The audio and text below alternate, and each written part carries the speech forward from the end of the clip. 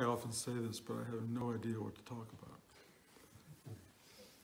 But there's a lot of things surging through.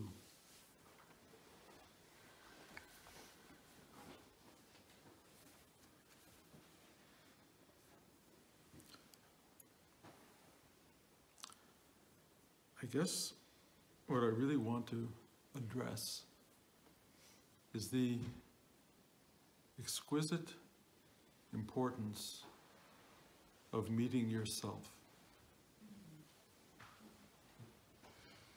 and how rarely that happens,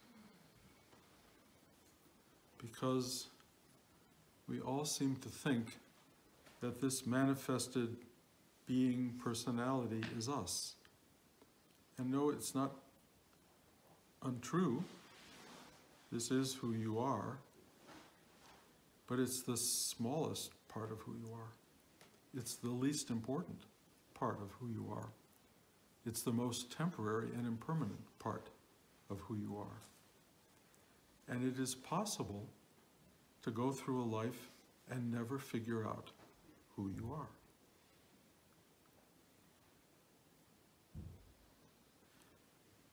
You can have these sudden, unexpected glimpses of yourself, these momentary clarities or awakenings or glimpses into truth. But they tend to be very ephemeral, and we keep coming back to this person.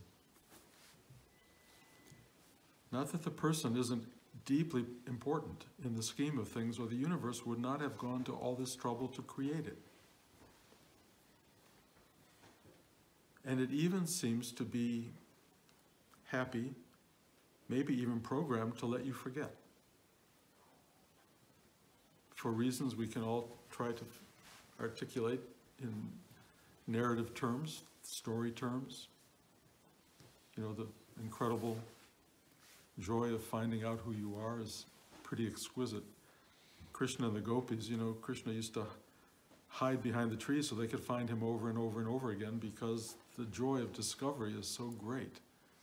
So great. We may have multiple lifetimes, because every single time you finally go, oh, it's so amazing and wondrous, you just go, I want to do that again. Or maybe you finally settle in and just go,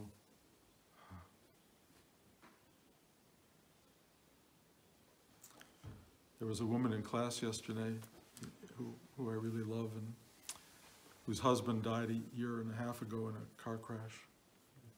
And he came to her just recently and said, you only knew my personality, you never knew me. And he wanted her to know his soul, and he wanted her only to connect or reconnect with somebody in life who had a soul that they knew about. Because personalities connecting to personalities is two lost people figuring it out, and often not succeeding.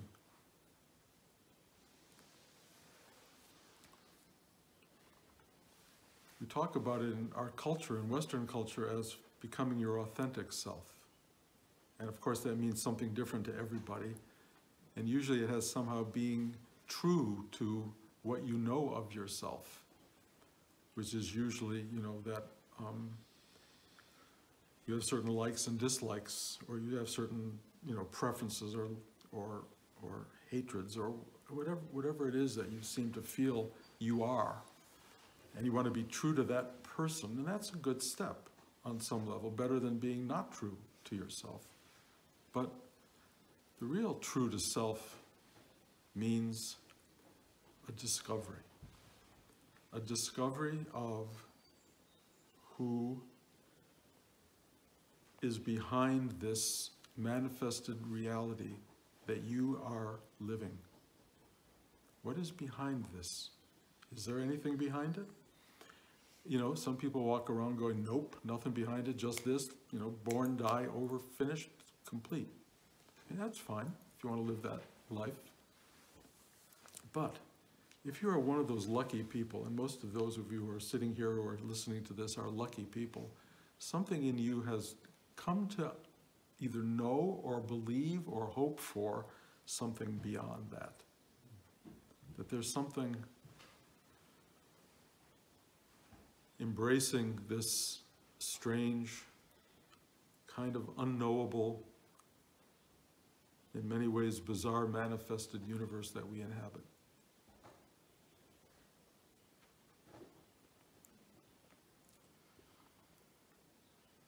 In Western society, we have belief systems, mostly religious belief systems. Some of them are not religious, where you lock into an intellectual idea, or even maybe an emotional idea of what is true, what this is about, where it goes, what it leads to, what happens in the end, and you invest your life in an idea that at some point may find fulfillment in some kind of acknowledgement or realization, like when you die, you'll go to heaven. There's nothing but blackout. Life is a jungle. And they're on and on, things that people believe very strongly. But it's all externalized, it's all outer, it's all part of the manifested world, which Buddha said is impermanent. So why look for permanent answers in an impermanent state? Because whatever you find will be a belief, a construction. It's something to hold on to, like a log in the ocean, or a boat, or in my case, a toothpick. You know, you try to hold on to a little something that gives you some buoyancy and some sense of what's there, but ultimately, you gotta let go of that toothpick.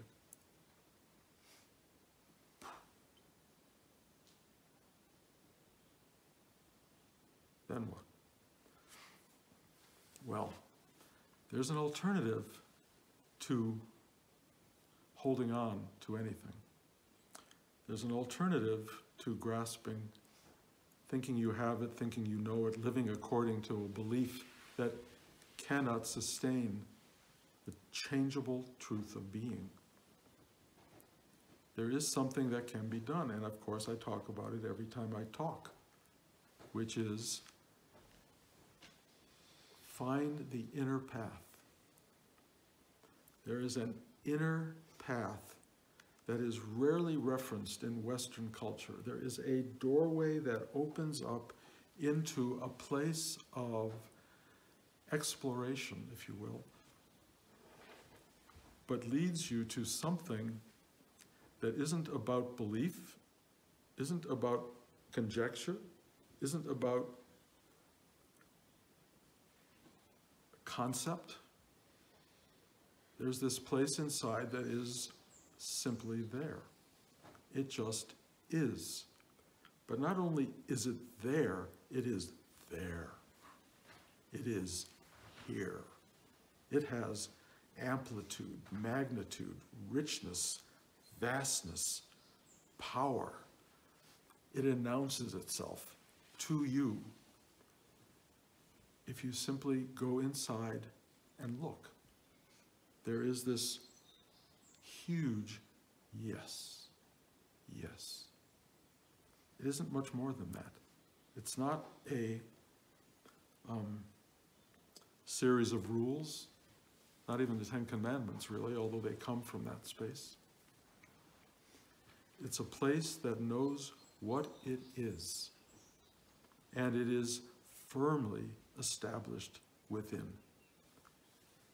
If you live a life never going on that inner journey, you will be introduced to that moment, it is my belief, at the very last moment of your life when everything you've held on to goes away. There you are, this radiant reality that has always been there, but totally unrecognized. And there is a powerful reaction to meeting yourself. I'm going to throw this out without knowing it, but I've had little tastes of it.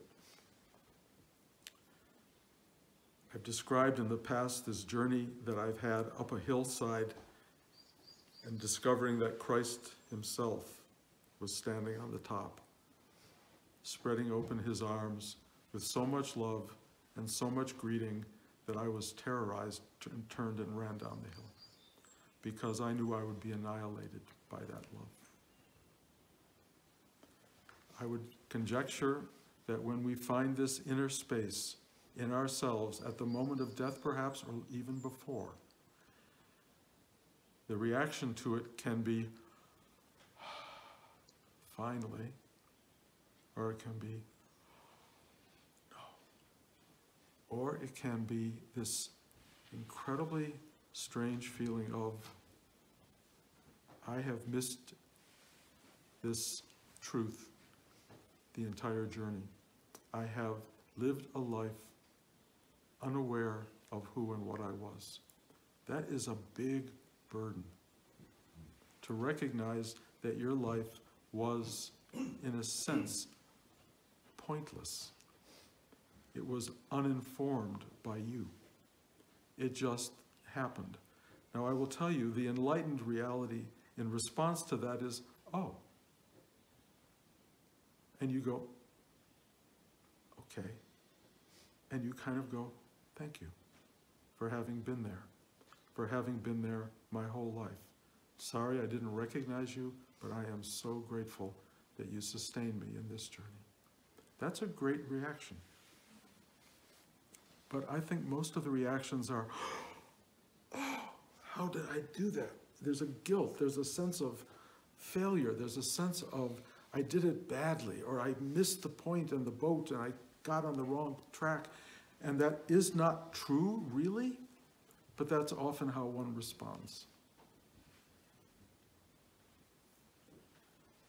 Another possibility is you've spent your whole life going, what is this? Who am I? Why? How? The big ones, the big questions. And if you're lucky, something began this journey for you of looking, and you've been getting glimpses along the way. And then, if you have a practice that works, there's something inside you in this still pointedness that you can find in a meditative state that allows you incrementally to meet the vastness of your true being.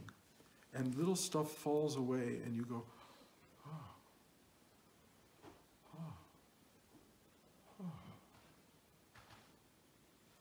And you get to the place where you can bear yourself. You can bear the vision of your true nature. It's big. It is vast. It is overpowering everything that you think you are. It will wipe you out. It will extinguish you. And that extinguishment is either instantaneous or, more likely in the timeless universe of this self, a slow unraveling. Not particularly comfortable. I'm not trying to give you fire and brimstone here, but I'm trying to give you a sense that those of us who have not met ourselves, that meeting is not always easy. I could be wrong about that. It may be absolutely wondrous for everybody the moment you get there. But I will tell you this, you are there right now. Is it wondrous? Is it full of beauty? Is it full of mystery? Is it full of joy? You're not going to meet this self at the end. You are in of, part of, one with it as I speak. This is it. This is it. Are you there? Are you with me? Or are you still walking around in your phantasmagoria of I'll get there? Or if I do the right thing, or if I think the right thoughts, or if I sit every day, or if I'm holy, or if I do the right absolutions, or whatever the things are that you think will finally arrive at that spot. That's all fine, but I will tell you, it will not end up being different than this. Who you are is who you are. It will clarify, but the part that meets that clarification will be the personality self. So there's a process of, I guess you call it purification. Rudy called it surrender and letting go, and it's what I talk about all the time. And he prescribed it as a daily practice. Let go, let go, let go, let go, let go. I can only tell you, if you do this for 50 years, and I have, a lot gets you let go of a lot. Bit by bit by bit by bit by bit by bit by bit. And the more you let go of, what starts to be apparent is what's still there, which has always been there, which is nameless, undefinable, absolute, radiant, continuous, wordless, truth. It's just there. And when you let go of everything, you don't meet it as a shock to the system. You meet it as that which has always been. And you feel blessed by it. You feel graced by it. You feel one with it. And you begin to live in harmony with and in consort with its movement and demands. It's a little like a wave trying to distinguish itself from the ocean. It's sort of stupid. A wave deciding it's its own thing. It's going to flow where it wants to flow. It's going to break on the shore where it wants to break. Trust me, it's the ocean at work. The wave is not in charge. You are not in charge. This whole journey is being led. The fact that we walk around with these ego minds that have this huge belief system that we are somehow smarter than, bigger than, wiser than, more important than the ocean from which we arise is called egotism. It's a source of enormous pain, ultimately, because it's not true, and because it crumbles, and because we're going to watch it crumble. Every one of us is going to watch it crumble. And as you watch it crumble, you are either going to feel angry and betrayed and afraid and doubting, or you will go.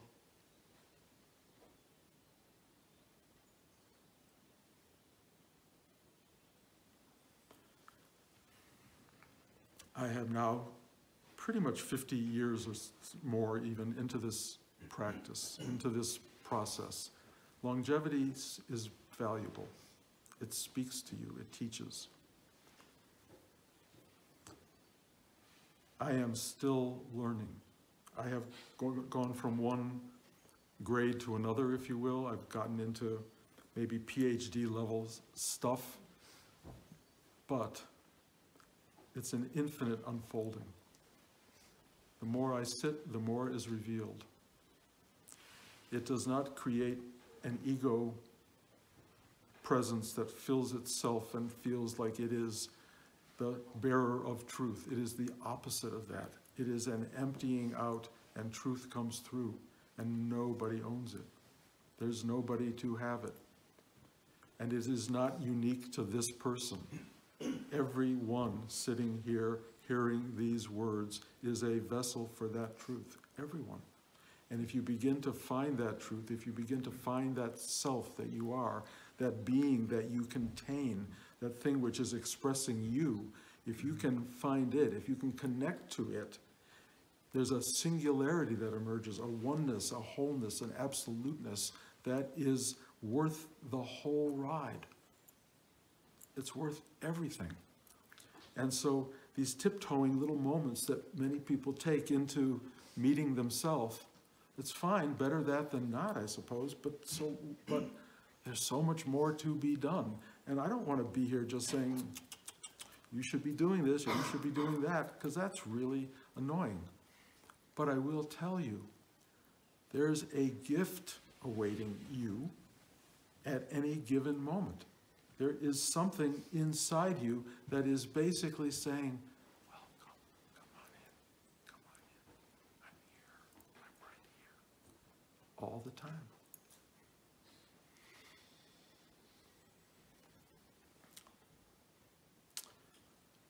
So, you know, I sit every Sunday and I talk about the same thing.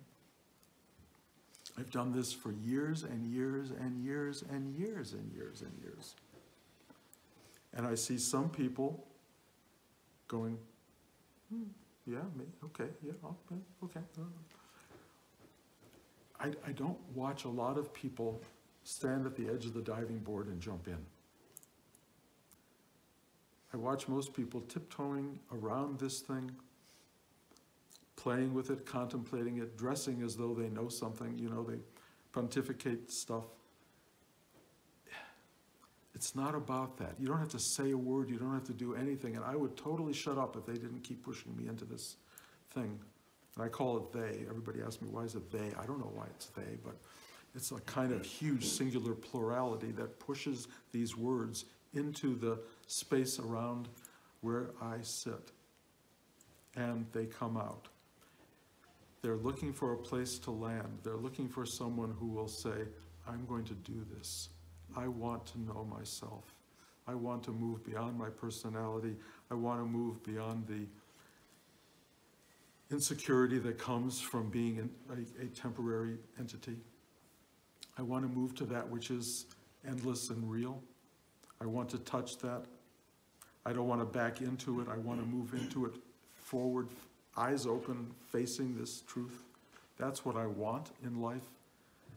And it will arrive, not so much like it comes out of the blue because you've been a good person, but because you've let go of so much, you discover it never was separate or different or away from who you are. Never. Never. You know, it's so funny to point to it because all I have to do is point to it and everyone looks like this. It's like here, here. This is not just a sermon. This is not just ideas being expressed. For some of you, there's an open mind to what I'm saying. Others of you are processing like mad.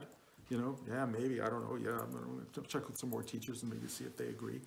You know, I'm going to sit and, you know, and I'll do my thing, my way, the way you know, there's so many variables to this, but there's only one thing waiting to happen, which is going, I don't know, please help me.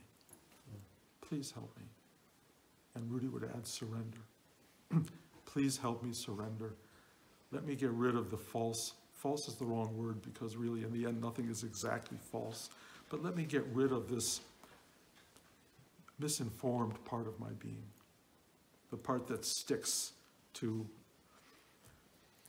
false notions that give me momentary security. Here's the truth, a truth. Somebody has to begin this process. Somebody has to take charge. Who is that person? You. Your personality. Your mind. Your being has to take charge. You have to step forward. If you do not step forward, this will not happen. If you live in abeyance somewhere in the background or just dealing with how am I going to make enough money and does that person like me and, you know, damn it, I'm too late to get to the movies and now what am I going to do for 2 hours? If you're living in that world, this will not take place. Somehow or another, you have to stop and go, I want to journey into my truth. I want this. I have to meet it head on. And we're in a very interesting time. Any of you who've bothered to look at the newspaper or watch the news, and I don't want to do a political talk here, but I will say to you, times that they are changing, and they are going to make bigger and bigger demands on each of us, either to hide in our little cubby holes or to engage the world, to find a kind of internal heroism in the world, to do the right thing, whatever that may be. We're all going to be called upon. private, comfortable, egoistic selves are going to actually have to make choices and engage life in a way that for many years we haven't really had to do. It would be helpful in a time like that to find what you might call your moral center, or you might call yourself. Because yourself is a navigational tool, if you want to call it that, meaning it always knows what to do. It knows right from wrong. It guides you. It leads. It suggests. It is a kind of knowing that gets past your brain. So this is no longer simply about a nice thing to do, to have a spiritual life. By the way, I hate the word spiritual life, the two words, because this is what Rudy said, your spiritual life. This is it, in manifested form. It's not other than life. If you want to have a life with a moral, God-given center, find it. And I'm telling you, you are going to need it. You have always needed it. But when life gets really tumultuous, you're going to need it more, because you can easily flow way out of balance. And then it's really a terrible course correction. So take the time, take the moment. You take the moment, sit down, sit still for 20 minutes a day or 30 minutes a day, and take a breath and ask inside for this help to surrender, meaning to enter into the areas of your being, these open-hearted, open-minded spaces of your being, and find a way in and begin to feel your way to who you truly are. It's not about the niceties of human life. It's about the core, dramatic need to be at the heart of your own self. You know, I feel like I'm pounding a drum here. Boom, boom, boom, boom, boom, boom, boom. I cannot make it loud enough. I cannot make it strong enough. I don't know what more to say. I don't want to scare you into it, and I don't want to cajole you into it. I just want you to find that voice in your ego-minded daily life that says, I have to do this. This is important, and I will do it. And if you choose not to do it, own it. Own it. I'm not going to go there. I'm going to live this manifested material existence to the very last molecule of its nature. Go for it. At least have some ownership of your life. But I will tell you, there's a wisdom in going inward and finding the balance to the outer that so catches our attention and keeps us in imbalance and struggle all the time. Go in, sit down, don't do it tomorrow, start today. Make this a commitment. I will sit still. And I know it's boring sitting still, and I know people fall asleep sitting still. And I know that, you know, there's a million other things you could be doing. NPR radio is on. You know, you can read, you know, you can read your second newspaper of the day, or whatever, your emails. There's all this stuff going on. But try stillness. And then if you're lucky enough to awaken, you will be in that state as a gift all the time. You will be present in the creation, at the creation, because this is the creation. Every instant is the creation. You will live in that amazement of being. But trust me, if that hasn't occurred, sit still and you will get into the first stages of that, and they're wondrous as well. The beginning of discovering yourself is almost as great as the actual discovery of yourself.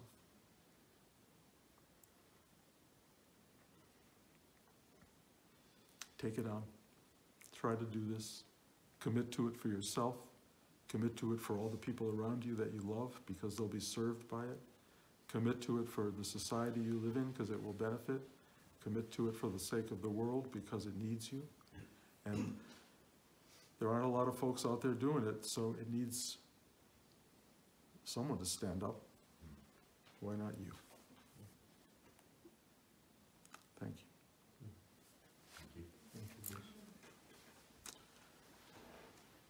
you. Any questions? Sergio? You know, I sense that, because I have listened to many of your talks, that the whole, perhaps it's not so much a question but a statement, that maybe your feeling of drumming, beating the drums, is because there is a sense of urgency right now, at least I'm feeling it in my life, that the rooting interest is humanity right now is at a crossroads. And if you do pay attention to what's going on in the current events, I feel that it's going to take a seismic shift to overcome some of the challenges we're facing, because you can't really overturn whatever's going on with the old language or with the old way of doing things. Obviously, they're not working, and I don't know.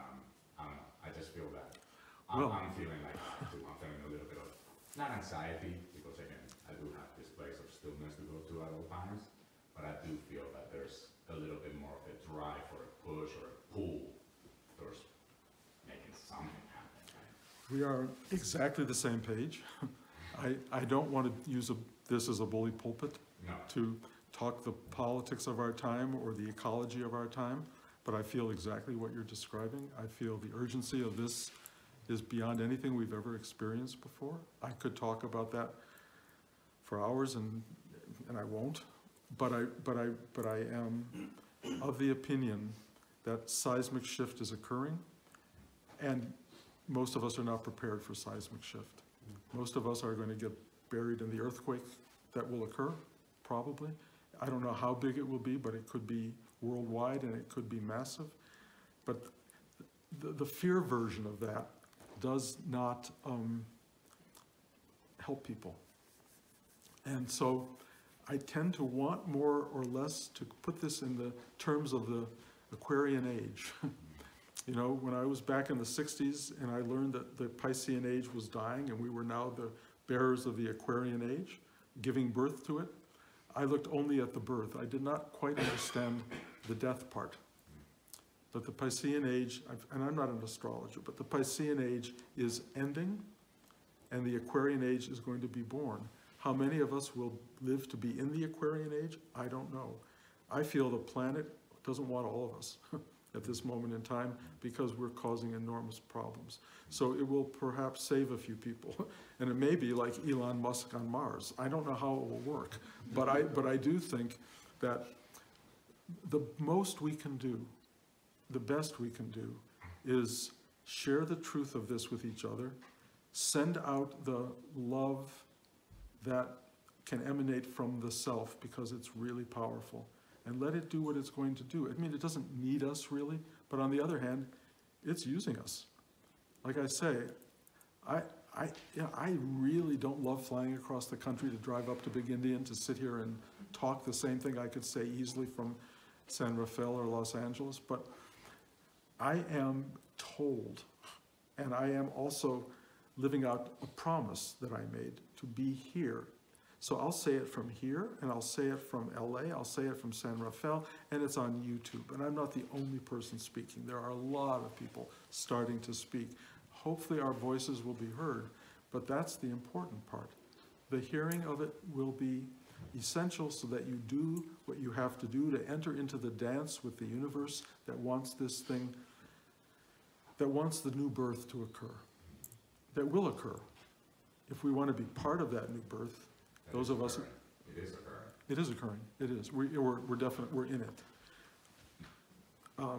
Maybe down the road I'll talk about it on those levels. But I really appreciate you bringing it up, because I think it's an important insight.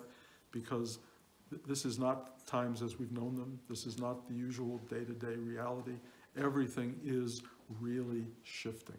This is a big moment in the history of the human race and the history of the planet. That is really what we're watching.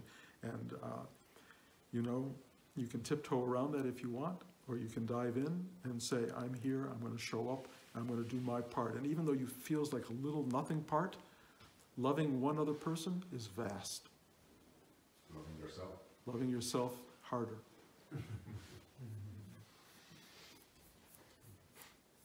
Anybody else? Bruce, Mhm. I have a more basic question about our world. Can you talk about Kriyas and what causes them, why they happen? Kriyas are energy formations that are bursts of energy hitting obstacle, hitting obstruction, bursting through the obstacle.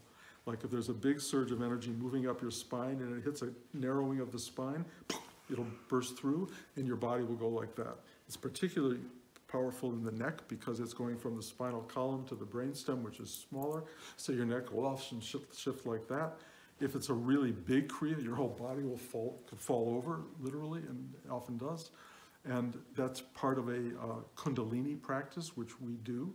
So there are energy movements that need to create channels. And those channels are going to at some point be open, and they may be open and continuing to open more and more. And Kriyas just kind of are the force meeting an obstruction and getting rid of it. That's really all it is.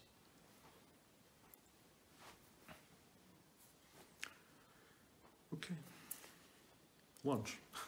We will gather again in 2 hours at 3 o'clock. You know, one of the joys of all of this is the unknowability of anything and watching what arises. So who knows what will happen, but if you show up, it will happen, and if you don't show up, something else will happen. But I look forward to seeing those of you who can make it. Oh, George? Alexander was, I thought about the Nishnananda statue, and possibly if everybody could write John Mann and just say, it's in his heart to leave it here for our teachers to come here to teach, use it as a meditation tool, we'd appreciate it. That's fine. Anybody who wants John Mann's email address, I have it. Asking him to do something has never, for me, proven to be effective. On the other hand, Me either, but, you know. no, it can't hurt. It can't hurt. Here's the thing, though, George. Rudy taught here before there was a statue, Absolutely. and he taught here after there was a statue. It's never going to be anywhere but right there in some fundamental way. And if we gather here without a statue, the energy will be the energy. No, And I agree with you. so, I love all the holy manifestations that exist in our lives. They're good reminders and they're good focal points. But in the end, this is really important. It all gets taken away.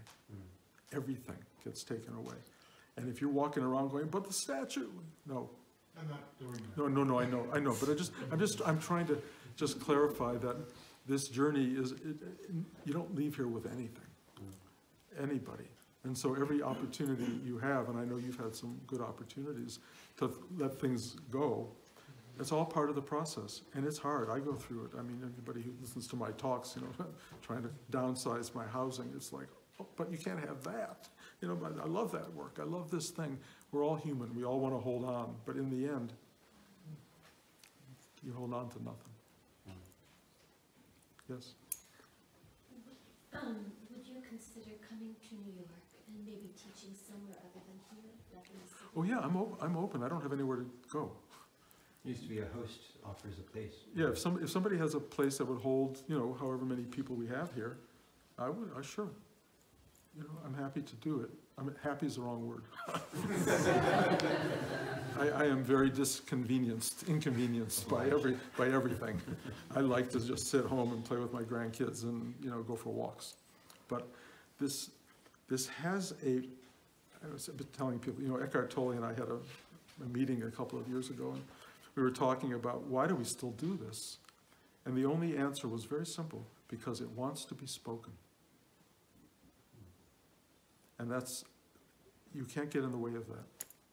So, no, truly, if anybody has a hall or a place that is available that we could go to that, you know, and they'll probably all charge money, which means I'd have to start charging for this. I mean, I know I asked for $10 for the rental of this room, but I don't love to charge. Rudy never charged a penny, but I am now in retirement mode, and my accountant is really on me that I can't keep the generosity spigots flowing as big as they want to flow. So you have to ask for help. And yes, if we found a place and people wanted to contribute, great. And if not, the talks are online, and when you sit and do your own work, it's as rich as having a teacher in front of you. It really is, once you start to connect with that space, because this teacher space is nothing other than the inner space. There's no difference. You know, whatever is coming through right now is always in you, always, if you want to go there. And it would have the same voice. Honestly, if you wanted to start connecting to this thing, and if you were sitting right here, and you wanted to start speaking, you probably would be traumatized for a moment, but then there you would be, and all these people looking at you, and you would start to speak your truth, which would probably start with, I don't know anything, but here I am, and this is what I have learned, and that would speak to people. That alone would speak to people, and your truth would be a truth that would permeate everyone around you.